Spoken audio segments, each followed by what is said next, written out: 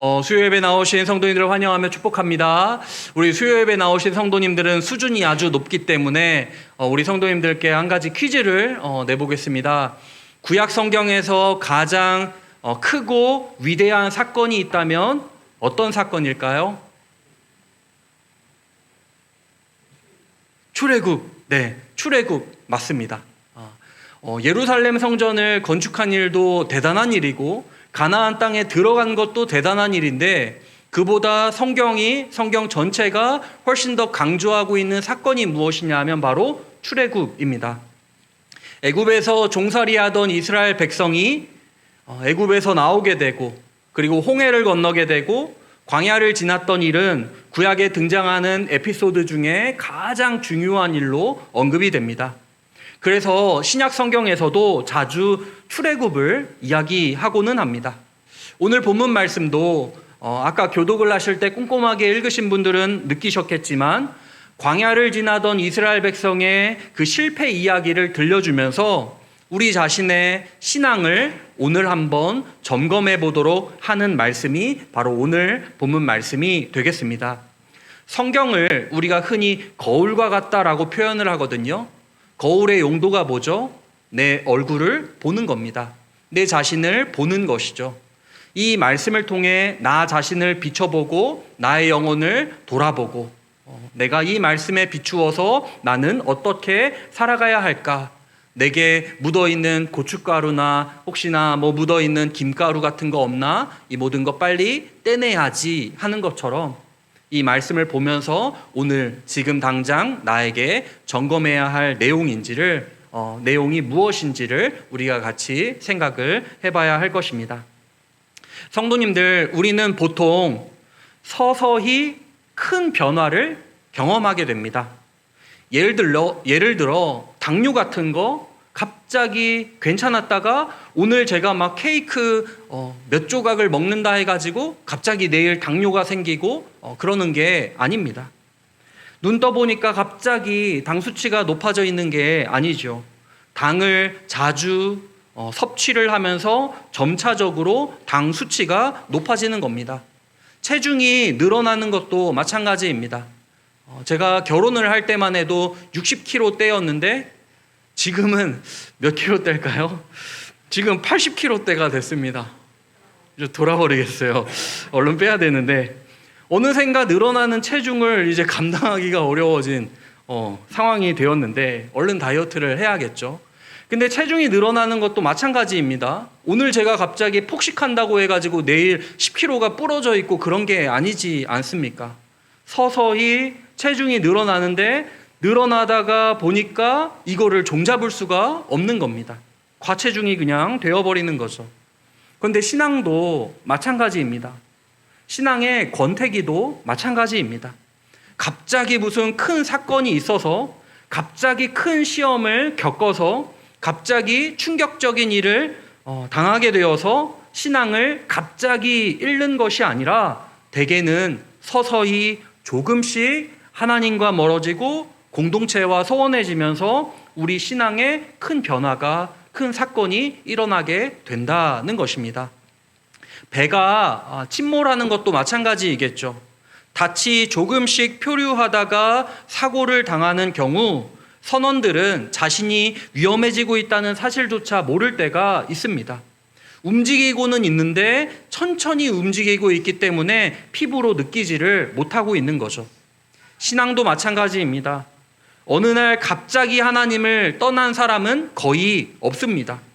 예배가 조금씩 소홀해지고 기도가 조금씩 줄어들고 말씀을 듣는 집중이 조금씩 흐트러지고 하나님보다 다른 것들이 조금씩 더 중요해지면서 조금씩 점차 우리는 하나님과 멀어지게 되는 것입니다. 그리고 어느 날 문득 뒤돌아 보니까 하나님과 너무 먼 곳에 와 있는, 멀리 떨어져 있는 나 자신을 발견하게 되는 것이죠.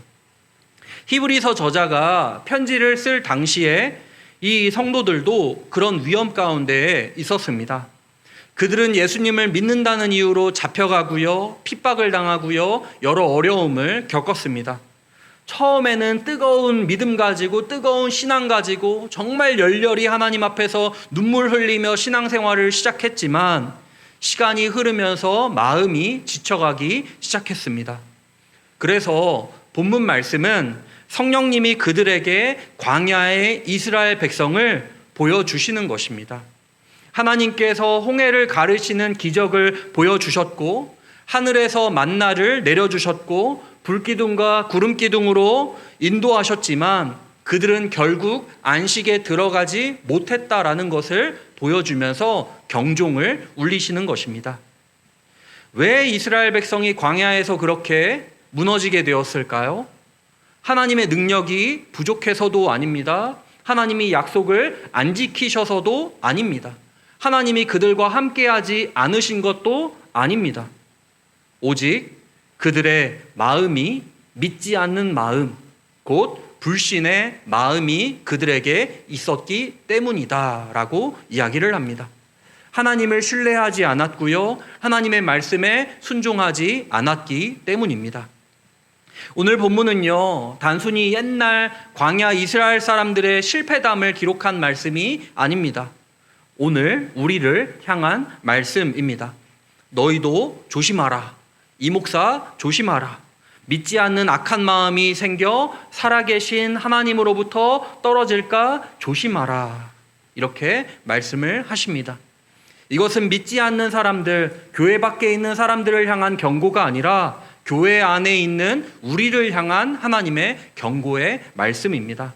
신앙생활을 오래 한 사람도 직분을 맡은 사람도 예외 없이 모두 이 말씀을 나의 거울로 비춰 보아야 한다라는 것입니다. 특별히 오늘 본문에는 반복해서 등장하는 중요한 표현이 하나 있는데요. 바로 오늘이라는 단어입니다. 오늘 설교 제목이기도 하죠. 오늘입니다. 하나님은 과거에만 말씀하셨던 하나님이 아니십니다. 지금도 살아계셔서 오늘 우리에게 말씀하시는 하나님이십니다. 오늘 회개하라 하시고 오늘 순종하라 말씀하시고 오늘 서로 격려하라 말씀을 하십니다. 내일이 아니라 바로 오늘입니다. 언젠가가 아니라 바로 지금입니다. 오늘 이 말씀을 통해 우리의 신앙이 혹시 조금씩 표류하고 있는 것은 아닌지 돌아보고 또한 살아계신 하나님의 음성을 듣고 하나님께 가까이 나아가며 끝까지 믿음을 붙들고 이 경주에 성공하는 저와 우리 모든 성도님들 되시길 주님의 이름으로 축원합니다. 먼저 첫 번째로 우리는 불신앙의 본질이 무엇인지를 먼저 생각을 해봐야 합니다. 12절 말씀은 이렇게 이야기를 합니다. 12절 형제들아 너희는 삼가 혹 너희 중에 누가 믿지 아니하는 악한 마음을 품고 살아계신 하나님에게서 떨어질까 조심할 것이요. 여기 매우 놀라운 말을 합니다. 불신앙을 뭐라고 표현합니까? 단순히 믿음이 조금 연약해진 상태, 믿음이 없는 상태 이렇게 표현하지 않습니다. 믿지 않는 악한 마음이라고 얘기합니다. 악한 마음이다 라고 얘기하죠. 우리는 보통 악이라고 하면 어떤 걸 생각하게 됩니까? 거짓말을 하거나 남을 미워하거나 남을 해코지하거나 죄를 짓는 행동을 우리는 떠올립니다. 그런데 오늘 본문 말씀은 하나님을 믿지 않는 마음을 가리켜 악한 마음이다 라고 얘기를 합니다. 왜 그럴까요? 하나님은 우리를 창조하셨고 우리를 가장 좋은 길로 인도하시는 분이신데 그 하나님보다 내 생각을 더 믿고 내 감정을 더 따르고 내 생각과 내 판단을 더 의지하는 것은 바로 하나님께 대한 반역이기 때문입니다. 불신앙은 하나님을 신뢰하지 않고 나를 믿고 나를 따르는 내가 더 옳다라고 생각하는 교만한 마음입니다. 이스라엘 백성이 광야에서 바로 그러했습니다. 그들은 하나님이 행하신 놀라운 기적을 수없이 보았습니다. 홍해가 갈라지는 걸 보았죠. 하늘에서 만나가 내리는 걸 경험했죠. 목마를 때 반석에서 물이 터져 나오는 것까지 보았습니다. 그런데 문제가 생길 때마다 어떻게 합니까? 하나님께 원망과 불평을 쏟아냅니다. 하나님이 능력이 없어서가 아니라 하나님을 신뢰하지 않았기 때문에 그렇게 원망하며 불평을 했던 것입니다. 생각해보면 우리도 비슷할 때가 있습니다. 어려운 일이 생기면 하나님보다 걱정을 먼저 합니다. 기도하기보다 먼저 계산을 해봅니다. 하나님이 지금까지 우리 삶을 인도해 주셨는데 앞으로는 책임져 주시지 않을 것처럼 우리는 두려워하고 걱정하고 염려를 하기 시작합니다. 그게 바로 불신앙입니다. 그게 바로 불신앙이에요. 특별히 오늘 본문은 불신앙의 결과를 매우 무섭게 말씀합니다. 살아계신 하나님에게서 떨어진다라고 얘기합니다. 떨어진다. 하나님과 떨어진다라고 얘기합니다. 하나님과 관계가 아주 멀어진다라고 얘기합니다. 하나님과의 이 거리를 어떻게 우리가 측정할 수 있을까요? 하나님은 영이신데 우리가 발걸음 숫자로 그 거리를 측정할 수 있을까요? 당연히 안 됩니다. 하나님과 우리와의 거리를 측정할 수 있는 바로미터는 바로 우리의 마음입니다. 우리의 마음. 나의 마음이 하나님과 얼마나 가까이에 있는가. 어떤 분은 교회에 매주 나오지만 마음은 하나님에게서 떨어져 있을 수 있습니다. 몸은 이곳에 있지만 하나님과 마음의 거리는 멀리 떨어져 있을 수 있다는 거죠. 예배는 드리지만 감격이 없습니다. 기도는 하지만 기대가 없습니다. 말씀은 듣지만 순종하지는 않습니다. 겉으로는 신앙생활하지만 몸은 이곳에 와 있지만 마음은 하나님에게서 멀어져 있습니다. 히브리서 저자는 바로 이것을 조심하라 경고합니다. 왜냐하면 신앙의 표류는 한순간에 일어나는 일이 아니기 때문에 그렇습니다.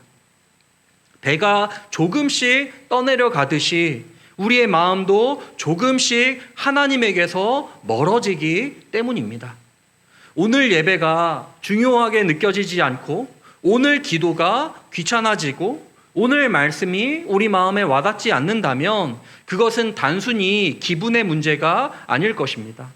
하나님께서 우리에게 주시는 경고등일 수 있습니다. 그러므로 우리는 먼저 나의 마음을 먼저 살펴보아야 합니다. 지금 내 마음은 하나님을 신뢰하고 있는지, 나는 여전히 살아계신 하나님을 믿고 있는지, 바라기는 우리 모두 하나님에게서 멀어지지 않고 조금씩 하나님에게서 멀어지는 것이 아니라 살아계신 하나님께로 오늘 한 걸음 더 가까이 나아가는 우리 모든 성도님들 되시길 주님의 이름으로 간절히 축원합니다. 그렇다면 두 번째로 생각할 문제, 어떻게 하면 이러한 불신앙의 위험에서 나 자신을 지킬 수 있을까요? 어떻게 하면 불신앙의 이 위험을, 이 문제를 해결할 수 있을까요? 오늘 본문 13절 말씀을 보니까 이렇게 얘기합니다. 13절, 오직 오늘이라 일컫는 동안에 매일 피차 권면하여 너희 중에 누구든지 죄의 유혹으로 완고하게 되지 않도록 하라. 여기서 가장 먼저 주목해야 할 것은 죄의 특징입니다. 성경은 죄를 오늘 본문에서 뭐라고 얘기합니까? 죄의 유혹이라고 표현합니다. 죄의 유혹. 다른 번역에서는 죄의 속임수라고 번역을 합니다. 죄는 항상 우리를 속이는 것이다 라는 겁니다. 아담과 하와의 선악과를 생각해 보십시오. 바라보니까 어떻습니까? 보암직하고 지혜롭게 할 만큼 탐스럽기도 하고 정말 그렇게 그럴듯하게 보이니까 그걸 따먹은 거지 않습니까? 우리에게도 죄가 마찬가지라는 겁니다. 달콤하게 우리에게 다가온다라는 것입니다. 죄는 절대로 처음부터 죄의 모습으로 우리에게 다가오지 않습니다. 사탄도 가리켜 가장한 천사라고 표현하고 있지 않습니까? 낚시꾼은요, 물고기에게 바늘을 보여주지 않습니다. 미끼를 보여주죠. 물고기는 맛있는 먹이를 발견했다고 생각하지만 사실은 바늘을 물게 되는 겁니다. 죄도 마찬가지입니다. 죄는 항상 달콤한 미끼를 달고 나에게 찾아옵니다. 이번 한 번쯤은 괜찮아. 이 정도는 누구나 다 해. 조금만 타협해도 상관없어. 나중에 회개하자. 속삭입니다. 그리고 그 말을 계속 듣다 보면 어느새 우리의 마음이 굳어집니다. 처음에는 양심이 찔렸는데 나중에는 아무렇지 않게 됩니다. 처음에는 죄라고 생각했던 것조차 나중에는 당연하게 여깁니다. 이것이 죄의 가장 무서운 특징입니다. 그래서 본문은 죄보다 먼저 죄의 유혹을 경계하라 라고 말씀합니다. 왜냐하면 속고 있는 자신조차 자신이 속고 있다는 사실을 모르기 때문입니다. 광야의 이스라엘 백성도 그러했습니다. 그들은 자신들이 하나님을 거역하고 있다고 생각하지 않았습니다. 내 감정에 충실하고 있고 내 생각이 옳고 내 생각대로 하면 된다라고 생각을 했을 것입니다. 그러나 결국 그들의 마음은 점점 완고해졌고 하나님의 음성을 듣지 못하게 되었습니다. 그런데 흥미로운 건 하나님께서 제시하시는 해결책입니다. 이 죄의 유혹을 우리가 어떻게 이겨낼 수 있다라고 하나님이 뭐라고 해결책을 제시해 주십니까? 우리는 보통 더 열심히 기도하고 더 열심히 거룩하게 살려고 노력하고 더 말씀 앞에 나아가고 이런 대답을 우리는 예상합니다. 물론 그것도 중요합니다. 하지만 오늘 본문에서는 뭐라고 해결책을 제시합니까? 매일 서로 권면하라. 이렇게 얘기를 합니다. 매일 서로 권면하라. 하나님은요, 우리의 믿음이 혼자서는 쉽게 약해지고 넘어질 수 있다는 사실을 하나님은 너무나 잘 알고 계십니다. 그래서 우리에게 교회를 허락하신 거고 우리 주변의 지체들을, 성도들을 곁에 두신 것입니다. 신앙생활은 혼자 하는 개인기가 아닙니다. 함께 가는 순례의 길입니다. 생각해 보십시오. 누군가가 집사님 요즘 많이 힘드시죠? 함께 기도하겠습니다. 권사님 요즘 많이 아프고 괴로우시죠? 함께 기도하겠습니다. 이 얼마나 큰 위로가 됩니까? 세상에서 누가 나를 위해 함께 기도해 주겠습니까? 제가 이거를 요즘에 느꼈던 게 한 사건이 있었는데 그 뭐냐 하면 지난 주간을 비롯해서 우리 장례가 두 건이 이렇게 연달아 났지 않습니까? 그런데 화장터까지 함께 가는 사람 누군지 딱 보면 결국에 가족이랑 성도들 뿐입니다. 화장터까지 장지까지 가는 사람 결국에 누굽니까? 내 가족이랑 내 성도들, 내 곁에 있는 지체들, 이 두 부류의 사람들 뿐입니다. 그걸 보면서 교회 공동체가 얼마나 소중한가라는 생각을 다시금 하게 되었는데요. 오늘 이 말씀도 이 하나님이 주시는 해결책도 그 얘기입니다. 매일 서로 권면해라.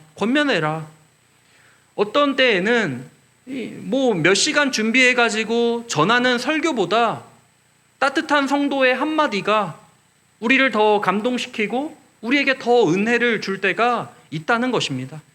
그 따뜻한 위로의 한마디가 사람을 다시 세우기도 하는 것이죠. 사탄은요, 무리에서 떨어진 양을 가장 먼저 공격합니다. 홀로 떨어져 있는 성도는 쉽게 낙심하고 쉽게 시험에 듭니다. 그래서 하나님은 우리 모든 성도들을 교회 공동체 안에, 교회 공동체 우리 안에 우리를 두신 것입니다. 서로 위해 기도해주고 서로 으쌰으쌰 응원해주고 서로 붙들어주고 서로 격려하라고 우리를 이 교회로 불러 모아 주신 것입니다. 그래서 우리 기도하실 때마다 또 교회를 생각하실 때마다 함께 예배드리며 함께 교제하고 있는 또 우리 전도회를 비롯한 이런 모임들이 얼마나 값지고 소중한지 우리가 다시금 느끼게 되었으면 좋겠습니다. 그리고 특별히 오늘 본문은 오늘이라 일컫는 동안에 그렇게 하라 이렇게 말씀합니다. 내일이 아닙니다. 언젠가 시간이 나면 하는 것도 아닙니다. 오늘입니다. 오늘 격려해야 합니다. 오늘 기도해야 하고요. 오늘 권면해야 합니다. 왜냐하면 오늘 들리는 하나님의 음성에 순종하는 것이 믿음의 시작이기 때문입니다. 그러므로 우리는 혼자 믿음을 지키려고 아등바등해서는 안 됩니다. 하나님께서 붙여주신 공동체 안에서 서로를 돌아보고 서로를 격려하며 서로의 믿음을 세워 주어야 합니다. 그것이 하나님께서 주신 불신앙에 대한 백신 주사이며 표류하는 신앙을 붙들어주는 은혜의 방법이기 때문입니다. 그래서 우리가 오늘 서로를 위해 기도할 수 있기를 간절히 소원합니다. 세 번째로, 우리는 우리가 누구인지를 기억해야 합니다. 우리가 누구인지. 본문은 불신앙의 위험을 경고하고 서로 격려하라고 말씀한 뒤에 14절에서 매우 놀라운 선언을 합니다. 14절에서 이렇게 얘기합니다. 우리가 시작할 때 확신한 것을 끝까지 견고히 잡고 있으면 그리스도와 함께 참여한 자가 되리라. 여기서 참여한 자라는 말은 단순히 예수님을 따라가는 사람 그 정도의 의미가 아닙니다. 원문의 뜻은요, 함께 나누는 사람, 동반자, 파트너라는 의미를 가지고 있습니다. 다시 말해 우리는 단순히 예수님을 지식으로만 알고 있는 사람들이 아니라 예수님과 생명을, 예수님과 구원을 함께 나누고 있는 사람들이다라는 것입니다. 생각해보면 이건 큰 은혜입니다. 우리는 본래 죄인이었고, 우리는 연약하고 무능하고 하나님과 원수가 되었던 사람들입니다. 그런데 예수 그리스도께서 십자가에서 우리 죄를 담당하시고 부활하심으로 우리를 하나님의 자녀로 영생을 누리도록 우리에게 은혜를 허락해 주셨습니다. 이제 함께 예수님과 살아가고 그리스도와 함께 영광을 누리게 될, 부활의 영광을 누리게 될 사람들이 되었습니다. 그러므로 신앙생활은 단순히 종교생활을 하는 게 아닙니다. 교회에 출석하는 것만도 아닙니다. 그리스도와 동행하는 삶입니다. 예수님과 함께 기뻐하고, 예수님과 함께 슬퍼하고 울고, 예수님과 함께 걸어가는 것, 예수님의 마음을 가지고 예수님의 성품을 닮아가는 것, 그것이 바로 우리 성도들의 삶입니다. 그리고 본문에서는 여기서 한 가지를 더 강조합니다. 시작할 때에 확신한 것을 끝까지 견고히 잡고 있으면 이라고 표현을 합니다. 많은 사람이 시작은 잘합니다. 처음 예수님을 믿었을 때 뜨겁게 기도합니다. 말씀을 사모합니다. 예배가 기다려집니다. 하나님을 위해 무엇이든 어떤 봉사든 섬김이든 다 할 수 있을 것 같습니다. 그러나 시간이 지나면서 열심히 식어버리는 경우가 있습니다. 마라톤 경기를 보면 출발선에서는 모두가 달립니다. 그러나 중요한 것은 출발이 아니라 완주입니다. 끝까지 달려 결승선을 통과하는 사람이 승리자가 됩니다. 신앙도 마찬가지입니다. 하나님께서 원하시는 것은 순간적인 열심이 아니라 끝까지 붙드는 믿음입니다. 그래서 성경은 반복해서 우리에게 인내를 강조합니다. 믿음은 감정이 좋을 때만, 상황이 좋을 때만 하나님을 따르는 것이 아닙니다. 기도 응답이 없을 때에도 하나님을 신뢰하는 것이고, 형편이 어려울 때에도 하나님을 붙드는 것입니다. 이해되지 않는 상황 속에서도 하나님은 여전히 선하시다는 것을 믿는 것입니다. 생각해보면 지금까지 우리 삶도 하나님의 은혜로 여기까지 왔습니다. 힘든 순간도 있었고, 낙심되는 날도 있었고, 포기하고 싶었던 때도 있습니다. 그런데 하나님께서 우리를 붙들어 주셨습니다. 넘어질 때마다 일으켜 주셨고, 눈물 가운데서도 함께해 주셨습니다. 그러므로 우리는 다시 한번 믿음의 출발점을 기억해야 합니다. 처음 예수님을 만났던 때의 감격을 기억해야 합니다. 처음 구원의 은혜를 깨달았을 때의 기쁨과 감격을 우리는 기억해야 합니다. 그 믿음을 그리고 오늘도 붙들어야 합니다. 왜냐하면 우리는 세상에 속한 사람들이 아니라 그리스도와 함께 참여한 사람들이기 때문입니다. 우리의 소망은 세상에 있지 않고 하나님의 손 안에 있기 때문입니다. 그러므로 어떤 상황에서도 믿음을 포기하지 않고 처음 가졌던 확신을 끝까지 붙드는 우리 모든 성도님들 되시길 주님의 이름으로 축원합니다. 마지막 네 번째로, 끝난 줄 아셨죠? 네, 마지막 네 번째로 짧게 얘기할게요. 마지막 네 번째로 히브리서 저자는 광야 세대를 우리의 거울로 비춰줍니다. 오늘 15절부터 19절까지 말씀을 보시면 저자는 질문을 던지고 우리 자신이 스스로 답하는 방식으로 이야기를 꺼냅니다. 예를 들면 이런 얘기를 합니다. 듣고 경노하게 하시던 자가 누구냐? 모세를 따라 애굽에서 나온 모든 사람이 아니냐? 40년 동안 누구에게 노하셨느냐? 범죄하여 그 시체가 광야에 엎드러진 자들에게가 아니냐? 누구에게 안식에 들어오지 못하리라 맹세하셨느냐? 순종하지 아니하던 자들에게가 아니냐? 혼자 질문하고 혼자 답변을 합니다. 이 대답은 다 누굽니까? 광야 이스라엘 세대를 가리킵니다. 마치 재판장에서 질문을 던지듯이 한 문장 한 문장 우리들을 몰아갑니다. 그리고 마지막 19절에서 결론을 내립니다. 이로 보건대 그들이 믿지 아니함으로 능히 들어가지 못한 것이라. 여기서 중요한 것은 광야 이스라엘 세대가 어떤 사람들이었나 하는 것입니다. 그들은 하나님을 몰랐던 사람들이 아닙니다. 오히려 하나님의 놀라운 기적을 가장 많이 경험한 세대가 바로 이 광야 세대이지 않습니까? 애굽에서 10가지 재앙을 보았습니다. 홍해가 갈라지는 걸 보았죠. 만나가 하늘에서 떨어지는 걸 보았습니다. 구름기둥, 불기둥 다 보았습니다. 인간적으로 말하면 우리보다 훨씬 더 많은 기적과 은혜를 체험한 세대가 바로 광야 세대입니다. 그런데도 약속의 땅에 들어가지 못했습니다. 왜 그랬을까요? 문제는 그들의 마음이었습니다. 그들은 눈으로는 기적을 보았지만 하나님을 신뢰하지는 않았습니다. 하나님께서 약속하신 미래보다 그 가나안 땅보다 현실을 더 크게 보았습니다. 이것이 불신앙의 본질입니다.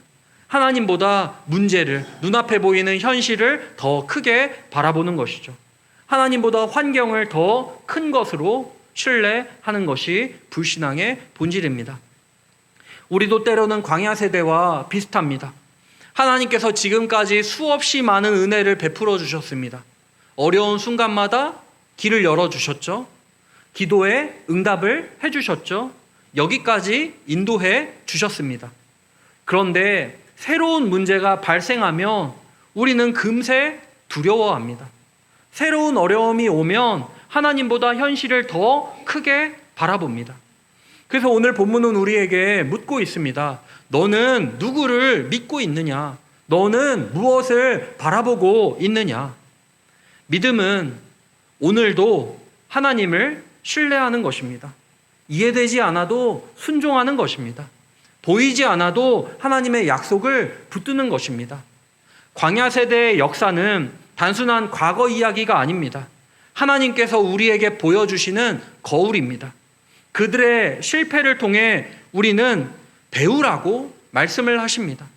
그들이 불신앙 때문에 안식에 들어가지 못했다면 우리는 더욱 하나님을 신뢰하는 길로 걸어가라고 우리에게 말씀을 하십니다.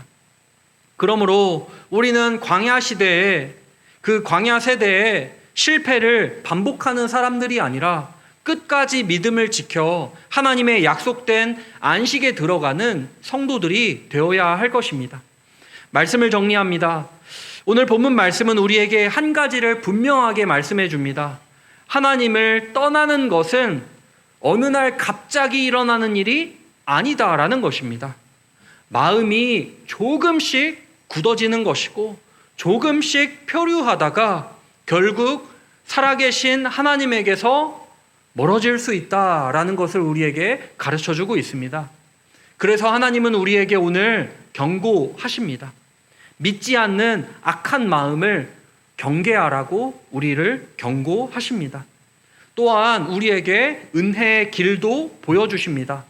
오늘 서로 권면하라고, 처음 가졌던 믿음의 확신을 끝까지 붙들라고, 광야 세대의 실패를 거울로 삼으라고 우리에게 말씀을 해주고 계십니다.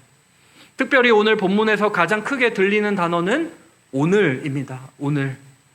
어제가 아니고요, 내일도 아니고요, 오늘입니다.